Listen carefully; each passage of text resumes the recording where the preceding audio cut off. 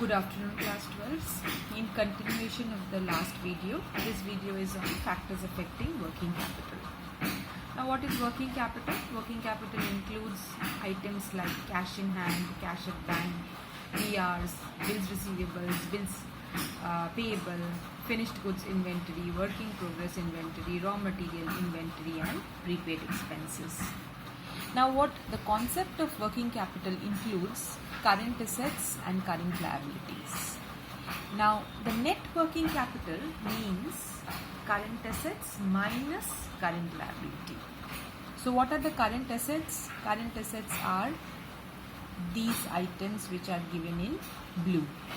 And there are some current liabilities also. What are current liabilities? They are liabilities which are supposed to be paid back in a year's time, like bills payable, creditors, outstanding expenditure. So working capital is current assets minus current liability. So let's see what are the factors that affect the requirement of working capital. The first factor is nature of business. If it is a manufacturing business, it will require more capital, working capital. Why? Because the production cycle is present. In case of a trading firm, the production cycle is not present only. So they will require less time to convert finished goods in raw materials. In fact, there is no time required to convert finished goods in raw materials. So see, a service provider has cash, sales, debtors, back to cash. But a manufacturing organization has cash, then it purchases raw materials, then the supplier payment, then the work in progress, then the sales takes place, then the debtors happens, and then the cash comes back. So there is a production cycle. Next is scale of production and business cycle. If the scale of production is larger, obviously working capital will be larger. Why? Because number of goods produced, inventory will be larger, debtors will be larger. So quantum of inventory and quantum of debtors will be larger. So the working capital will be larger. Business cycle, if it is boom time, working capital will be more requirement because production will be more. If it is depression, production will be less, so working capital will be less. Similarly, seasonal factors. If it is peak season, working capital requirement will be more because production will be higher. Production cycle comes again as a point. If the production cycle is long, it will require more working capital.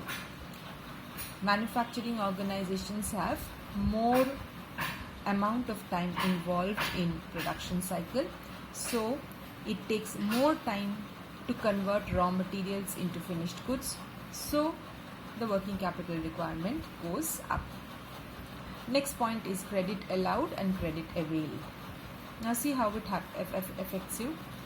If you allow a liberal credit policy, working capital increases. Why? Because your bills receivables will increase. So you have to balance it with credit availed. So there should be a balance between accounts receivables and accounts payable. Next, the point is on operating efficiency. Operating efficiency has got something to do with inventory turnover ratio and debtors turnover ratio.